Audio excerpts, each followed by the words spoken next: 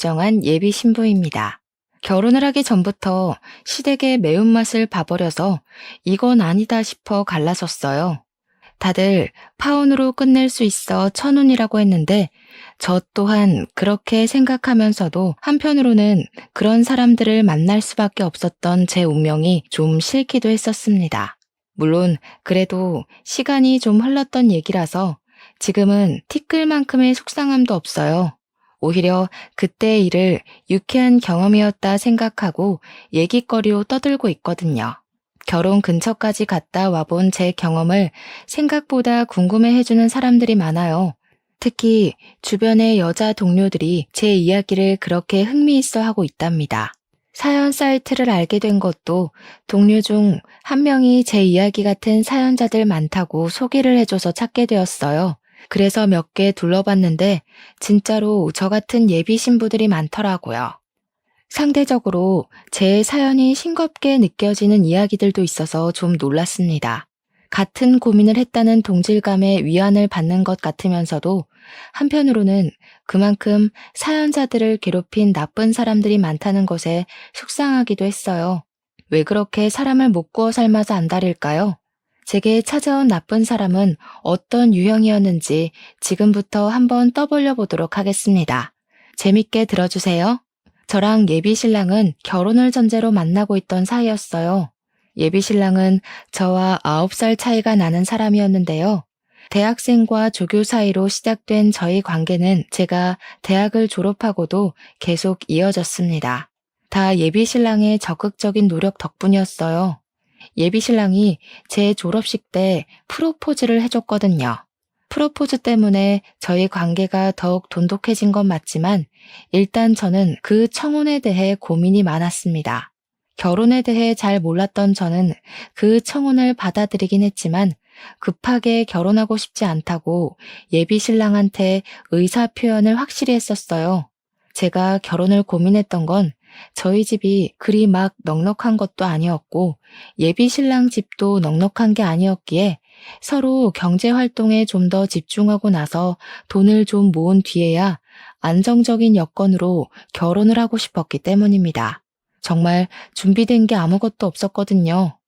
제 의견에 예비 신랑이 좀 서운해하는 기색이 있었지만 제 뜻을 흔쾌히 따라주었어요. 저를 기특하게 봐주기도 했습니다. 예비 신랑의 지지하에 저는 대기업을 목표로 취업 준비를 했어요. 예비 신랑은 제게 손수 간식이랑 도시락까지 사주면서 외조를 해주었습니다. 그땐 행복했어요. 취업을 준비하면 심적으로 많이 피폐해진다는데 저는 예비 신랑 덕분에 의욕이 넘쳐났거든요. 그렇게 잘 지내던 저희 사이에도 한 번의 방지턱이 찾아왔었는데요. 원래 취업 준비 제대로 하려면 기본적으로 기간이 1년, 2년 정도는 걸리는데 취업 준비 기간이 자꾸 길어지니까 예비 신랑이 외조하는 게 지쳤는지 한날 제게 갑자기 속상한 소리를 하더라고요. 설마 나랑 결혼하기 싫어서 일부러 미루는 건 아니지? 이번까지 넘어가면 벌써 3년째야. 계속 이렇게 시간만 보내다가 나 40살 되겠어. 결혼은 30대에 하고 싶단 말이야. 우리 아빠가 결혼 엄청 기다리기도 하고 만약 나랑 결혼하기 싫은 거라면 그냥 솔직하게 말해줘. 뭐? 무슨 그런 말을 해. 나도 얼른 취업해서 빨리 돈 벌고 싶어. 결혼 자금 모아서 빨리 결혼하고 싶은데 취업이 생각하는 만큼 잘 안 되는 걸 어떡해. 나 진짜 서운하다. 오빠는 내가 일부러 결혼 미룰 사람처럼 보였어? 불안해서 그러지. 나한텐 너밖에 없는데 네가 결혼을 안 해주면 난 더 시간이 없단 말이야. 혹시라도 네가 질린다고 나 떠날까 봐서. 아빠 요즘 몸도 안 좋은데 내가 결혼하는 거 보는 게 소원이라고 했거든. 예비 신랑은 이런 식으로 결혼을 못하게 될까 봐 불안감을 표출했던 적이 한두 번이 아닙니다. 저를 놓칠까 봐 불안하다고 하는데 제가 신뢰를 안 주는 사람도 아니거든요. 한눈 판 적 절대 없고 회식이 아니고선 사적인 술자리도 가진 적이 없어요. 회식도 예비 신랑한테 꼬박 알려주고 최대한 1차만 참석하고 빠져나왔습니다. 저는 휴대폰 잠금도 안 해요. 예비 신랑이 한 번씩 제 폰을 볼 때도 저는 찔릴 게 없으니까 선뜻 내버려 두기도 했습니다. 예비 신랑이 다른 부분에선 저를 믿어주는 것 같은데 유독 제 취업은 참 못 기다리더라고요. 물론 예비 시부가 몸이 안 좋아서 결혼을 빨리 하고 싶단 말을 하긴 했었어요. 근데 저는 결혼을 그런 식으로 준비도 없이 얼렁뚱땅 저지르고 싶진 않았습니다. 제가 취업하고 돈을 모으면 결혼한다고 했더니 예비 신랑이 그때부터 저보다 제 취업에 더 심혈을 기울이더라고요. 한참 사랑이 불타오를 때는 예비 신랑이 어떤 사람인지 알 겨를도 없이 좋기만 했거든요. 그러나 서로에게 익숙해지고 당연해지고 나서부터는 예비 신랑을 만나면 만날수록 불안한 게 참 많은 사람이구나라는 걸 느끼긴 했어요. 그리고 생각보다 현실적이고 부정적인 의사 표현도 많이 한다는 걸 점점 알게 되었습니다. 저보다 9살이나 많은 사람이다 보니까 저한테 알려주고 싶은 것도 많아 보였어요. 다들 이런 걸 꼰대라고 하더군요. 하지만 저는 이런 점까지 예비 신랑에게 고맙기만 했고, 예비 신랑이 저를 사랑하는 마음만큼은 갈수록 적극적이고 솔직해서 예비 신랑의 단점 부분도 이해하려고 많이 노력했습니다. 그런데 취업 문제는 어쩔 수 없이 예민할 수밖에 없는 영역인데 예비 신랑이 자꾸 옆에서 한 소리씩 넣어주니까 그건 좀 스트레스로 오더라고요. 그래도 다 날 위해서 조언해주는 거라 생각해서 제가 필요한 잔소리만 걸러서 들었어요. 제 입장에서는 예비 신랑이 스트레스지만 예비 신랑 입장에서는 결혼을 늦추는 제가 골칫거리 아니겠습니까?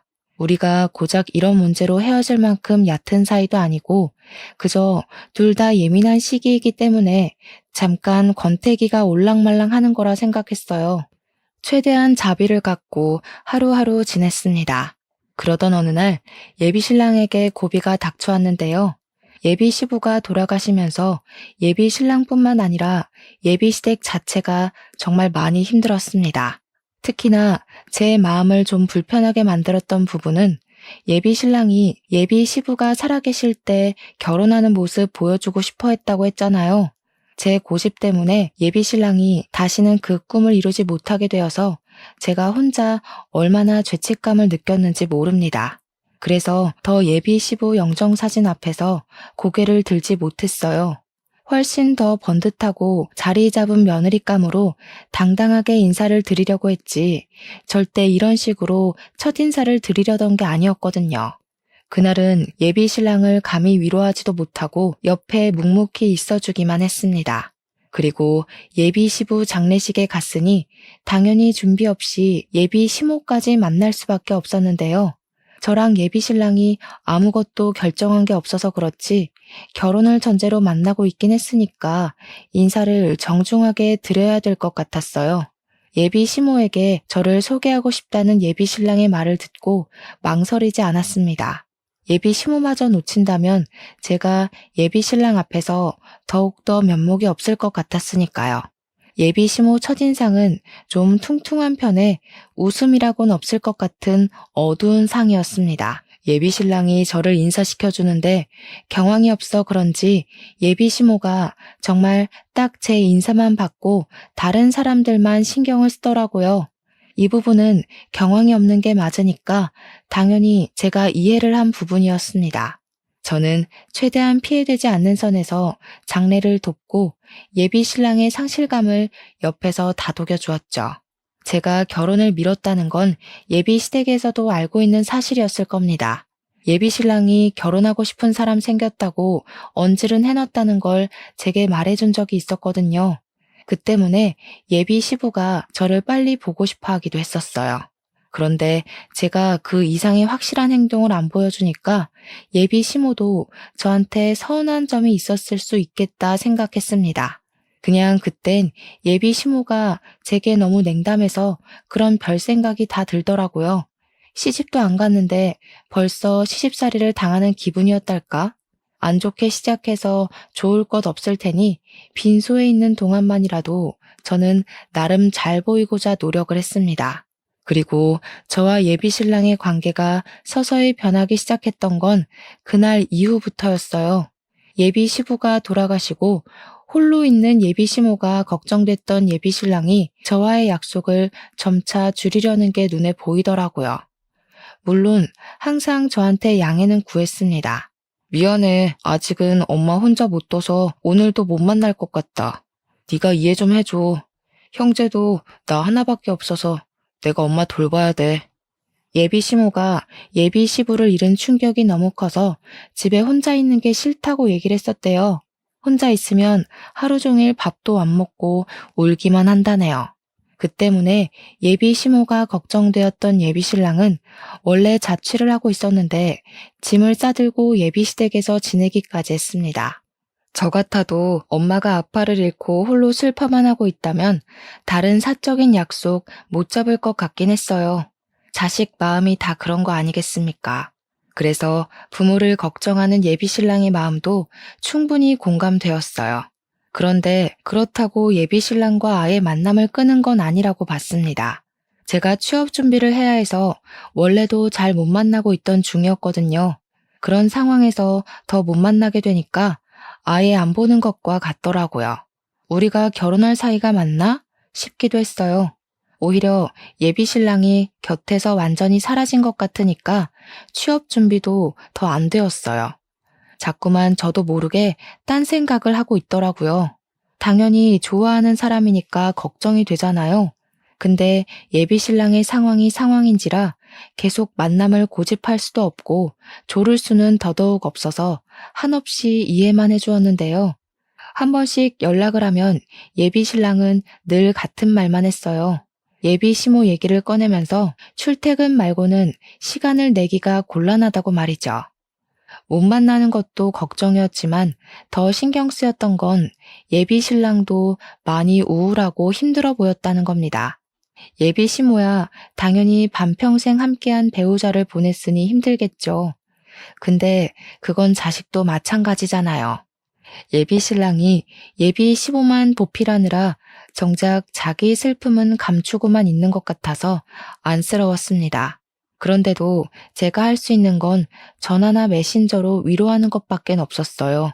결혼할 사람이고 인연으로 묶일 집안이기는 하지만 냉정하게 말하자면 아직은 저랑 상관없는 집이기 때문에 저는 제 할 일이 우선이긴 했습니다. 그래서 예비 신랑에게 만나자는 말은 더더욱 안 하게 되었어요. 저희는 그렇게 2개월 정도 강제로 못 만났습니다. 예비 시부 돌아가시고 나서는 제가 항상 먼저 예비 신랑에게 연락을 했었는데 어느 날 웬일로 오래간만에 예비 신랑한테서 먼저 전화가 온 적이 있었어요. 당시에는 예비 신랑의 의도를 전혀 몰랐는데 지금 생각해보니 이때야말로 제가 사연을 쓰기 시작한 이유의 근원이기도 한 부분이네요. 요즘 통 연락이 없네. 나도 엄마가 더 안 좋아져서 연락 따로 못했어. 우리 얼굴 못 본 지도 오래됐다. 이러다가 결혼 못하게 될까봐 갑자기 걱정이야. 취업 준비는 잘 돼가? 집중하려고 노력 중이야. 어머님 더 안 좋아지셔서 어떡해? 오빠 혼자 보필하는 것도 많이 힘들겠다. 오빠 쉬지도 못하지? 일할 때는 또 어머님 혼자 두고 나가야 되니까 얼마나 불안하겠어. 도움이 못 돼줘서 미안해.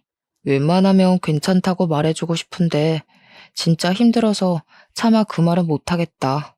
그보다 우리 결혼이 더 걱정이지 않니? 이대로면 그냥 자연스럽게 헤어질 것 같아서 내가 좀 생각을 해봤거든. 내가 따로 시간 내서 밖에는 못 나가니까 네가 우리 집에 오는 게 어때? 엄마는 방에서 꿈쩍 안 해서 불편한 건 없을 거야. 처음 예비 신랑의 제안을 들었을 땐 당황스러웠습니다. 예비 시모한테 인사를 정식으로 올리지도 못했고 장례식장 때 나타나는 바람에 도리어 이미지만 안 좋게 찍힌 것 같은데 예비 시댁으로 오라니요. 다른 것보다 예비 시모의 존재가 마음에 걸려서 선뜻 예비 신랑 말에 대답을 못했습니다. 그렇다가도 예비 신랑이 혼자서 많이 고생하는 게 느껴져서 마음이 쓰이긴 했어요. 또 예비 신랑 말도 일리가 있잖아요. 제가 가주지 않는 이상 결혼은커녕 이대로 헤어질 게 뻔해 보였는데 그때는 작별이란 거 염두에 두지 않았을 때거든요. 그래서 결국 제가 예비 시댁으로 가는 걸 수긍했던 겁니다. 그때부터 저랑 예비신랑은 일주일에 한 번씩 예비시댁에서 만남을 가졌습니다. 예비시모는 여전히 상실감 때문에 상태가 많이 안 좋은 상황이었어요. 제가 인사를 드렸을 때도 그저 누워서 일어나질 않으시고 한숨만 쉬고 계셨습니다. 그래서 저는 더 비타민처럼 밝게 행동했어요. 첫 단추를 잘못 끼우긴 했지만 다시 올바르게 맞춰 끼울 수 있을 거라고 믿었습니다. 미련하게 왜 그랬냐고 눈초리를 받을 수 있다고 생각해요. 하지만 그때는 제가 그만큼 예비 신랑을 좋아했었습니다. 저는 예비 시모의 마음을 사기 위해서 일주일에 한 번씩 방문할 때마다 사력을 다했어요. 제 의지로 손수 요리도 하고 청소도 해주면서 예비 시모의 살림 걱정이라도 덜어주려고 했습니다. 예비 신랑 또한 저를 도와 같이 청소하고 빨래도 하면서 집안의 온기를 되살리기 위해 노력했어요. 그렇게 두세 달이 지날 때였어요. 제 덕분에 시간이 갈수록 예비 시모와 예비 신랑은 활기를 되찾았습니다. 예비 시모도 방에서 나와 집안을 활보하기 시작했고 예비 신랑도 말수랑 웃음이 많아졌어요. 제가 바랬던 모습이 바로 이런 모습이었기 때문에 제 입장에서는 그 둘의 변화를 기뻐해야 마땅한 일이었는데요. 하지만 막상 그 둘만 신경 쓰느라 저를 돌아보지 못했다는 걸 망각했어요. 생기를 찾은 예비 시모와 예비 신랑과는 반대로 저는 기력이 점점 쇠해갔다고 해야 될까요? 왜 그런 느낌 있잖아요. 기운에 빨리면 컨디션이 급격하게 고갈되는 느낌이야. 어찌 보면 당연한 증상일 수도 있어요. 저는 예비 시댁에 가서 그들의 기분을 띄워주려고 온갖 기운을 다 쏟았고 집안 살림까지 봉사를 자처했으니까요.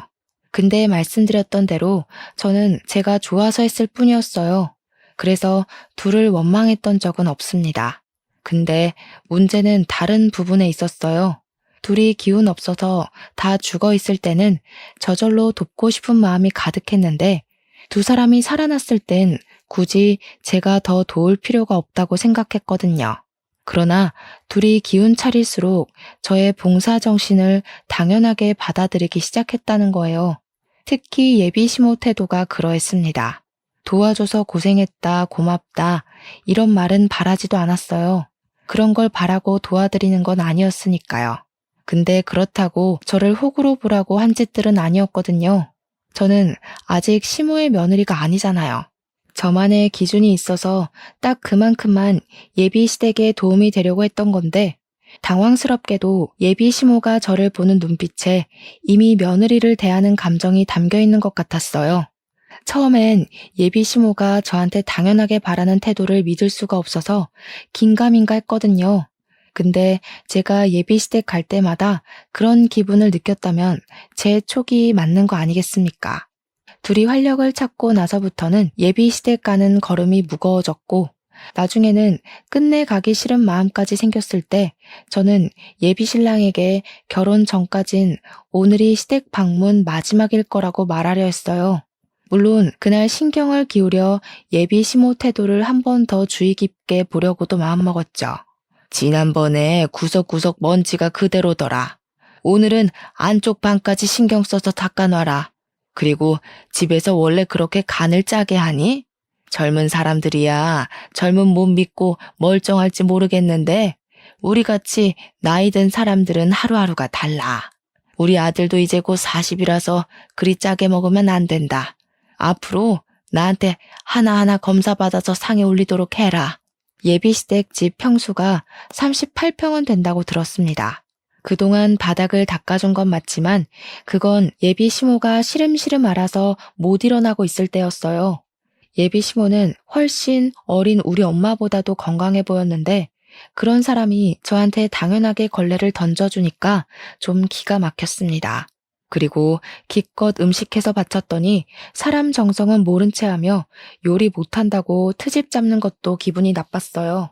예비 시모의 행동이 잘못되었다는 걸 그 순간에 확신했던 저는 예비 시댁 방문을 마지막으로 하는 게 아니라 이 결혼 자체를 그날로써 종결지어야겠다고 결심을 해버렸습니다. 그런 와중에 예비 신랑은 제 결심에 쐐기라도 박듯 얄미운 소리를 했는데 아주 가관이더군요. 시어머니 될 사람한테 잘 보이는 거라고 생각해. 미리 며느리 연습해두면 좋잖아. 나는 어른한테 잘하는 여자가 좋더라. 내가 사랑하는 여자가 어른한테 잘하면 더 사랑스럽고 어떻게 나한테 이런 천사 같은 여자친구가 왔는지 몰라. 그동안 자기를 가만히 보면서 우리 집에 꼭 필요한 사람이라고 느꼈어. 예비 신랑이 저더러 자기 엄마한테 잘하라고 살살 구슬리는데 제가 예민한 상황에서 그런 소리를 들으니까 이 사람의 의도가 확대 해석이 되더라고요. 그동안은 예비 신랑이 좋아서 그저 맞춰주고 싶기만 했다면 그 뒤부터는 그저 자기 사용만 챙기려는 이기적인 사람으로 보였어요. 저는 신부 수업을 받으러 예비 시댁을 다녔던 게 아닙니다. 예비 신랑을 위로하고 싶었고 예비 신부가 될 사람으로서 배우자가 보고 싶었을 뿐이었고 예비 시모가 울적하게 괴로워하는 것이 속상해서 힘이 되어주고 싶었던 거라고요. 그런 저의 호의는 결코 노동이 아니었다는데 제 진심이 그들에게 잘못 전달이 된 것 같았습니다. 아니면 그들이 원래 남의 호의를 권리로 생각하는 못된 사람들이었겠죠. 어쨌든 제 입장에선 이런 관계는 건강하지 못하다고 봤어요. 분명히 말하지만 저는 도움 준 사람에게 호구라고 욕하면 안 된다고 봅니다.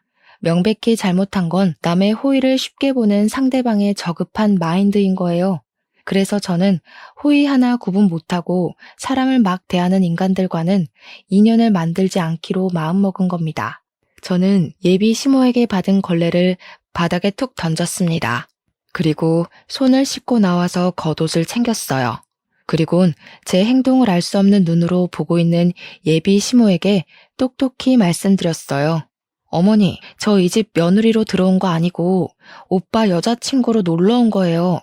그동안 어머니랑 오빠가 기운 없어 보여서 베풀어 준 거지 이 집에 잡일하러 들락거린 거 아닙니다.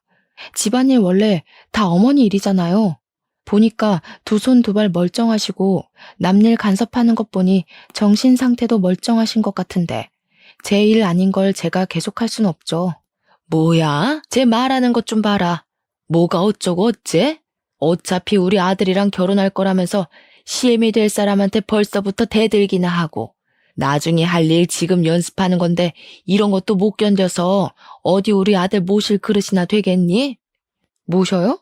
저는 오빠랑 결혼을 하려고 한 거지 종살이 하려고 만난 거 아닌데요. 오빠는 아내가 아니라 집사가 필요한 거였어요? 그렇다면 더 이 결혼 안 해야겠네요.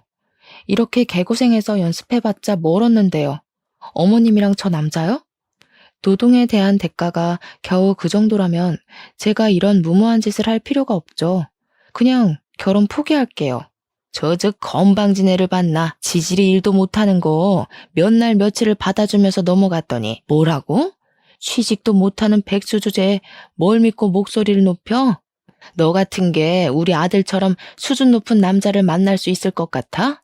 아무짝에 쓸모가 없으면 집안일이라도 잘할 줄 알아야지. 쪽팔려서 누가 백수를 며느리로 받아주겠어? 역시 예비 시모는 저를 이미 며느리로 보고 있었던 것 같았어요. 저 방금 예비 시모 말에 잠깐 반항을 했을 뿐인데 어마무시한 질타를 받지 않았습니까? 그걸 보자마자 제가 이 집에 시집을 와서 어떻게 지내게 될지가 불보듯 뻔하더라고요. 한시라도 빨리 그 집을 벗어나기 위해서 저는 말싸움을 포기하고 그냥 예비 시모를 무시해버렸습니다. 그러니까 제게 삿대질을 하면서 요양한 년이라고 욕을 하던 시모가 숨을 헐떡거리는 척 연기를 하더군요. 저는 신경 쓰지 않았어요.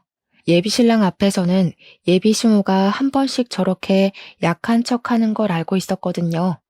그때 예비 신랑이 제 앞을 막았는데요.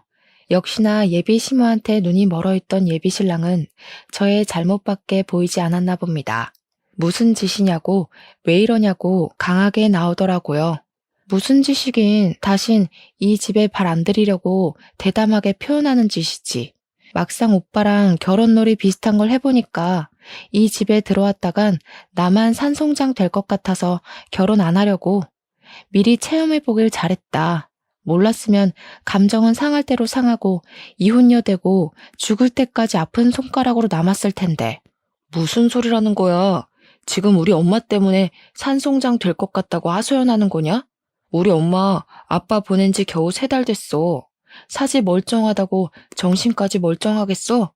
어떻게 아픈 사람을 이런 식으로 대할 수가 있어? 이럴 거면 처음부터 간병하겠다고 돕지를 말던가. 오빠도 알고 있네. 난 이 집에 당연한 사람이 아니라 그저 도움을 준 사람이라는 거. 그냥 오빠랑 계속 안 보다가 헤어졌어야 했어. 대체 오빠한테 멀쩡한 사람 기준은 뭐야? 대체 어떻게 정신이 나가면 며느리도 아니고 아무런 상관도 없는 나한테 뻔뻔스럽게 노동을 강요해? 오빠는 내가 오빠 엄마 손에 하인처럼 굴려지길 바랬어? 결혼을 하려면 나도 좋고 오빠도 좋아야지. 이건 오빠만 좋은 짓이잖아. 취업 준비로도 안 생기던 다크서클이 예비 시댁을 들락거리면서 생겼다고 예비 신랑한테 얼굴을 들이밀며 보여줬더니 예비 신랑이 당황해서 한 발자국 물러나더군요.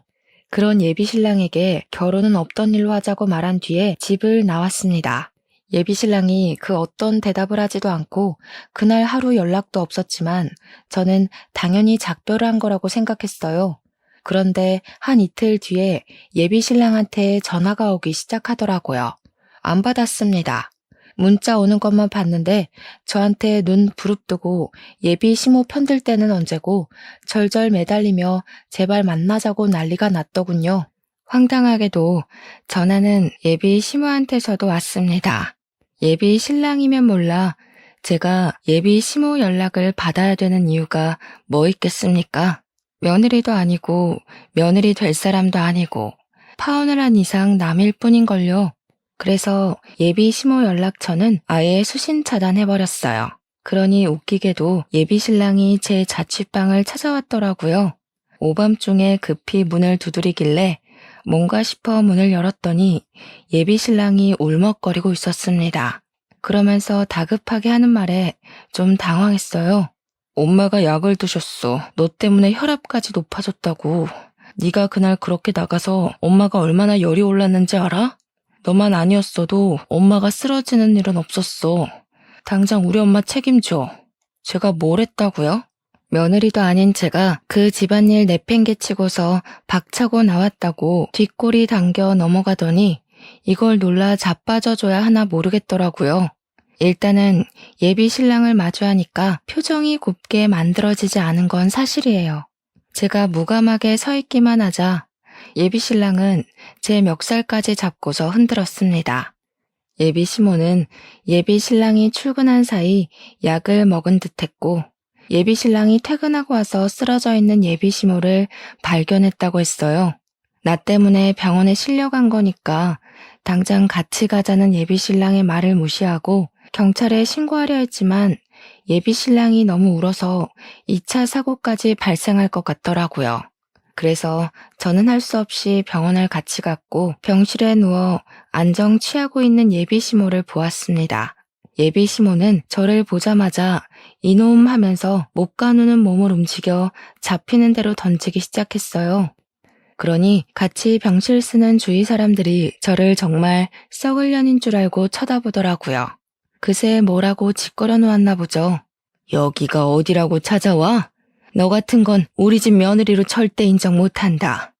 며느리 노릇도 못 견딜 거면 뭐하러 내 아들이랑 붙어먹어? 싹수 없게 어른 앞에다 걸레나 툭툭 던지고. 너 같은 며느리 때문에 나라가 망하는 거야. 돈도 안 벌면서 우리 아들 등골 빼먹을 궁리만 했지?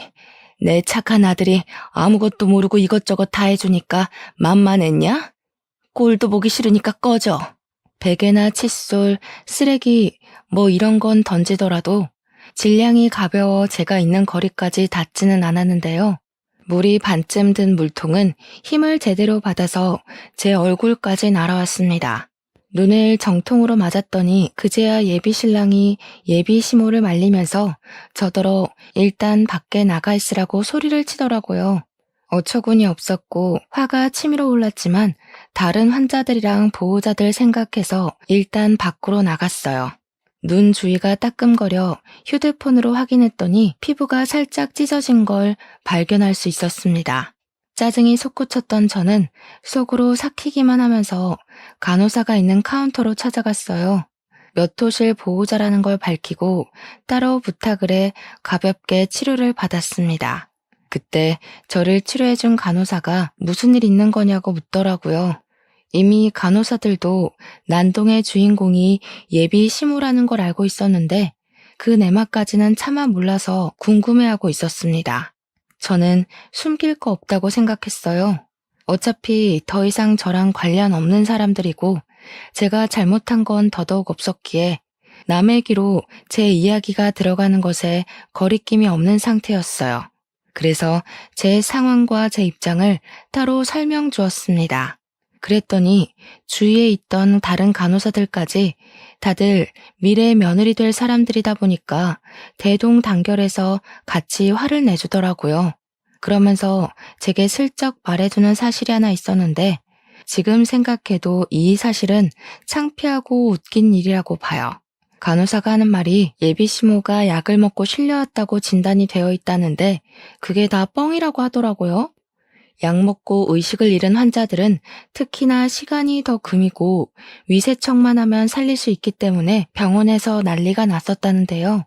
정작 수술을 진행하러 들어갔더니 예비 시모 위가 너무 깨끗한 데다가 맥박은 물론 혈압까지 정상 수치라서 김이 팍 샜었다고 합니다.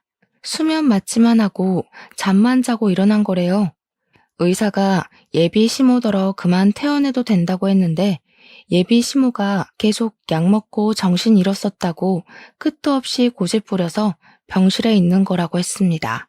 제가 치료받으러 찾아오기 전까지만 해도 간호사들끼리 이미 예비 시모 험담을 몰래 하고 있었다더라고요. 그렇다고 환자인 예비 시모에게 공직자들이 뭘 할 수 있는 건 아니었고 대신 다른 병실에 양해를 구해줄 테니 잠깐의 소란은 피울 수 있도록 허락해 준다고는 했습니다. 저는 딱히 소란 피울 생각은 없었지만 간호사들이 용기와 기회를 주니까 잠시 가라앉던 분노가 다시 솟구치더라고요. 그래서 다시 병실을 돌아갔고 예비 시모 침대 쪽에만 커튼이 쳐져 있는 걸 보았습니다. 아까까지만 해도 제게 욕을 할 것처럼 쳐다보던 주위 환자와 보호자들의 눈빛이 좀 달랐는데요. 일단은 저를 향한 태도가 유순해졌다는 것이 느껴졌어요. 그 이유는 제가 커튼 가까이 다가가고 나서 눈치챌 수 있었습니다. 커튼 안에서 예비 시모와 예비 신랑이 수상하게 속닥거리는 대화가 들리더라고요. 엄마, 자꾸 이러면 젊은 애 못 들여와. 내 나이 곧 40이야. 그나마 9살 차이인 제가 제일 젊은 며느리일 거라고. 무슨 말인지 모르겠어? 나중에 엄마 늙으면 며느리도 같이 늙을 건데 골골대는 며느리가 엄마 보필이나 제대로 할 것 같아? 지금 엄마 봐줄 젊은 사람으론 제가 딱이라니까. 조금만 맞춰줘봐, 응? 취업을 해야 결혼한다고 했다면서. 취업 못하는 게 아니라 일부러 안 하고 있는 거 아닌지 제대로 확인해봐. 요즘 젊은 아가씨들은 자기 손에 안 보고 남편 돈만 받으면서 속 편하게 살려고 한다던데. 걔도 너 이용하는 걸 수도 있어. 그런데 내가 그 여시 같은 꼴을 그냥 지켜보라고? 엄마 제발, 그건 나중에 진짜 며느리 돼서 잡으면 되잖아. 일단은 쟤를 우리 집에 들이는 게 더 중요한 거라니까. 이팔 청춘 아가씨가 어디 구하기 쉬운 줄 알아? 내 나이면 어디 하나는 골병난 아줌마거나 말 많은 아줌마들밖에 못 데려와. 나도 늙고 며느리도 늙으면 누가 엄마 보필하겠어? 결혼하면 엄마가 며느리를 구워 삼든 말든 내가 간섭 안 할게. 듣자 하니 예비 신랑이 제게 접근했던 건 다 자기 부모님을 모실 체력 좋은 며느리가 필요했기 때문이었어요. 예비 시부는 돌아가셔서 어쩔 수 없는 거였고 예비 시모만큼은 힘 많고 체력 좋은 며느리를 붙여서 요양시키려고 했던 것 같았습니다. 그래서 정식 인사도 안 드린 저를 벌써부터 며느리 교육하려고 고나리질 했나 봐요. 커튼 앞에서 정확한 진상을 듣는데 얼마나 기가 막혔는지 모릅니다. 그동안 내가 누구를 사랑했는지 뭘 보고 사랑했는지가 기억도 안 나더군요. 이미 예비 신랑에게 실망한 채였지만 그래도 좋았던 추억 정도는 마음 한구석에 남겨두었었는데 그날로써 저는 그를 완벽하게 끊어낼 명분이 생긴 셈이었어요. 오히려 깔끔하게 침 뱉어주고 돌아설 수 있어 다행이라 생각했습니다. 그때 제 어깨를 톡톡 두들긴 사람이 있었는데 돌아보니까 같이 병실을 쓰고 있는 보호자들이더라고요. 다들 누군가의 시어머니 뻘 되는 연세들이었지만 한편으론 누군가의 며느리이기도 했던 아줌마들은 시모 입장보단 며느리 입장을 더 공감해주는 것 같았어요. 제게 물통을 하나씩 건네준 이유도 본인들이 며느리로 지내면서 받았던 서름을 그렇게 표현하는 것 같았습니다. 그러면서 그분들 하는 말이 결혼하기도 전에 빵점인 저런 시댁은 거들떠도 보면 안 된다고 냉수 먹고 속 차리게 찬물을 시원하게 뿌려주라 독려하더군요. 친히 뚜껑까지 따주는 친절함을 보이길래 그때 독특하고 따뜻한 동질감을 느꼈어요. 세상 며느리들은 말 안 해도 한편이라더니 그게 이런 기분이구나 싶어 든든했습니다. 저는 더 이상 주저하지 않고 바로 커튼을 열었어요. 깜짝 놀라는 두 연놈의 얼굴을 똑바로 마주했습니다. 꼭 이렇게 사서 욕먹는 사람들이 있다니깐. 여기 사람들이 당신들 냉수 먹고 정신 좀 차리라고 선물 주더라고요. 속부터 썩어 빠진 사람들이 겨우 냉수 한 바가지로 정신 차릴지는 모르겠는데 그쪽들이 쪽팔린 짓 하고 있단 건 알았으면 해서요. 저는 그대로 생수 하나랑 토마토 주스 하나를 나란히 들고 예비 시모 얼굴에 쳐 뿌려줬습니다. 그리고 제게 대들려는 예비 신랑 얼굴에 그 페트병 2개를 연달아 던져버렸어요. 페트병이 예비 신랑 치아에 부딪혀 튕겨 나가더군요. 입을 감싸막던 예비 신랑이 저를 죽일 듯 노렸습니다. 그 와중에 예비 시모는 손을 벌벌 떨면서 비명을 막 지르더라고요. 나 그쪽 집안에 기어들어갈 생각 추호도 없거든요. 김칫국 좀 그만 마셔요. 그리고 요즘 젊은 사람들 똑똑해서 노망난 할망구한테 내 몸 바칠 사람 잘 없어요. 먼저 가신 남편분이 그렇게 그리우면 진짜 약 먹고 따라가 보지 그러셨어요. 약 먹은 척 쇼해서 진짜 아픈 분들은 들어오지도 못하게 자리 차지하지 마시고요. 약 먹고 쇼하는 거라는 사실이 밝히니 병실안은 이제 대놓고 예비 시모와 예비 신랑을 향해 쌍심지를 켜기 시작했어요. 아깐 잘 몰라서 저를 보는 눈이 많이 사나웠는데 이젠 그 눈들이 제 뒤를 든든하게 살려주고 있었습니다. 그때 예비 신랑이 화나서 저를 강제로 끌고 나가려고 했어요. 그러자 놀랍게도 다른 보호자들이 나서서 예비 신랑에게 달려들었고 손버릇까지 더러운 놈이라 욕하며 예비 신랑 등짝을 뚝갑 패기 시작했습니다. 저를 당장 예비 신랑 소나기에서 떨어뜨려 주셨어요. 엄마뻘 되는 아줌마들의 공격에 예비 신랑이 당황해서 얻어 터지기만 했는데 아줌마들의 구타가 끝나자 황급히 자기 엄마 옆으로 도망쳐 가더라고요. 그러더니 자기 엄마랑 똑같이 벌벌 떨면서 단체로 폭행죄 신고할 거라고 소리를 고래고래 지르는 거 아니겠습니까? 그러자 아줌마들이 나서서 총각이 그렇게 살면 안 된다고, 그런 건 효도도 아니고 사회적으로 왕따 당하는 집밖엔 안 된다고 맞받아 쳐줬습니다. 아줌마들이랑 싸우고 있는 예비신랑 꼴이 좀 꼴사납고 웃기더라고요. 왜 다들 난리세요? 제가 뭐라고 했는지 모르겠는데 지금 이거 우리가 억울한 상황이거든요? 야, 너 대체 사람들한테 뭐라고 이간질한 거냐? 새파랗게 어린 년 기사회생 좀 시켜주려 했더니 감히 나 같은 복을 걷어차? 이 결혼 솔직히 내가 더 손해인 거 알지? 진짜 후회 안 할 자신 있어? 뚫린 입이라고 자기 믿고 싶은 대로 짓거리는 것도 참 용기다. 귓구멍이 막힌 거냐 생각이 없는 거냐? 우리 이미 끝난 사이라고 몇 번을 말해? 기사회생은 내가 널 그렇게 만들어줬지. 주변에서 욕하는 거 무시하고 겨우 조교밖에 못하고 있는 거 만나줬더니 네가 뭔 복이라는 거냐? 학교에서 다들 너더러 뭘 했는지 알아? 자기가 교수라도 된 것처럼 설친다고 난리더라. 뭐? 이게 어디서 구라야? 그리고 조교라도 나 교수 인맥 장난 아니거든? 내가 교수님들한테 부탁하면 당장 1,000만 원도 빌릴 수 있어. 네가 백날 취업 준비하고 사회생활을 빙빙 돌아봐라. 나처럼 이런 황금 인맥 만들 수 있을 거라 생각해? 몰랐구나. 아는 후배가 말해주더라. 교수님들이 오빠 일손 느리다고 빠릿빠릿하고 새파랗게 젊은 사람한테 일 일임할 거래. 어떡하냐? 이제 나이도 많아서 새 직장 구하는 것도 딸릴 텐데.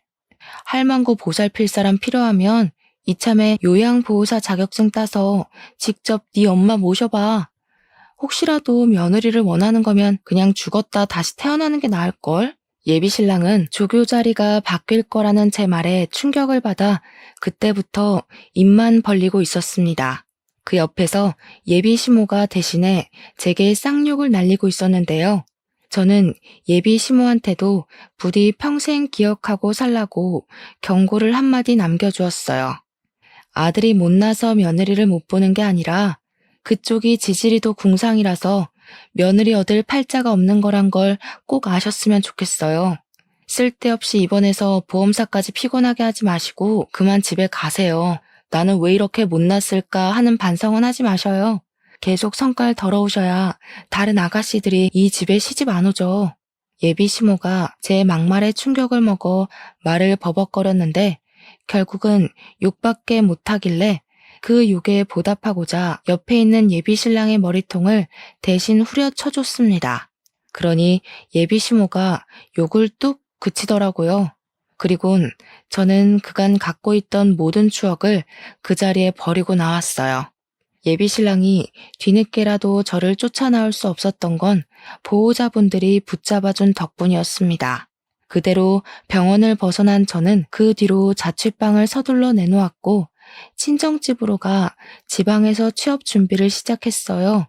휴대폰 번호까지 바꿔버렸더니 정말 예비신랑과는 더더욱 마주치는 일이 안 생기더라고요. 그렇게 5년이 지났어요. 지금까지도 저는 예비신랑과 예비시모를 코빼기도 본 적이 없습니다.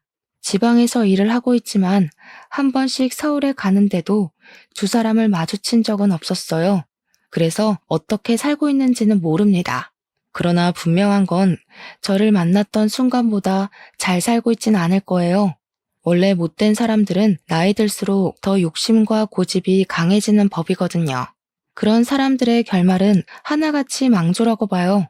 아마 그들은 앞으로도 계속 찾아오는 기회나 행운을 스스로 뻥 차버리다가 생을 끝내게 될 거라고 생각합니다. 그래서 지금은 과거의 그날이 그저 하나의 인생 경험으로만 남아있어요. 그 일 때문에 결혼에 실패하긴 했지만 그건 상대방의 문제였지 제가 결혼이 싫었던 건 아니었거든요. 때문에 저 지금 결혼 준비 중입니다. 과거와 달리 저를 진심으로 존중해주는 남자와 그런 시댁을 만나서 행복하게 준비를 하고 있어요. 사람이 상대방에게 진정으로 존중을 받아보니까 과거에 그런 싹수 없는 집안에 안 갔길 천만 다행이라는 생각이 들더라고요. 결혼 준비에 한창인 지금 갑자기 실패했던 과거 경험이 떠올라서 이렇게 사연을 써보았어요. 이번에 만난 예비신랑 덕분에 저는 결혼이라고 다 불행한 거 아니고 시댁이라고 다 스트레스의 근원은 아니라는 걸 제대로 깨달았습니다. 이번엔 저도 직장이 있고 모은 돈이 있으니까 결혼 준비까지 완벽하게 마련되어서 마음이 편해요. 그래서 역시 결혼 상대로 누구를 만나느냐도 중요하지만 나만의 정년기를 맞춰서 결혼하는 것도 중요하다는 걸 알았어요. 준비가 된 저에게 찾아와준 새 예비신랑과 앞으로 인생을 알차게 살아가 보려고 합니다. 제 앞길에 축복도 받을 겸 이렇게 사연을 올려보았네요. 제 사연도 언젠가 소개가 되겠죠? 수다 떨기 좋아하는 제가 얼굴 모르는 사람들과 소통이 될 생각을 하니 벌써부터 기대가 됩니다. 아무쪼록 모두들 하는 일마다 성공길로 한 발짝씩 나아가길 바라면서 저는 이만 인사드릴게요. 긴 사연 들어주셔서 감사합니다.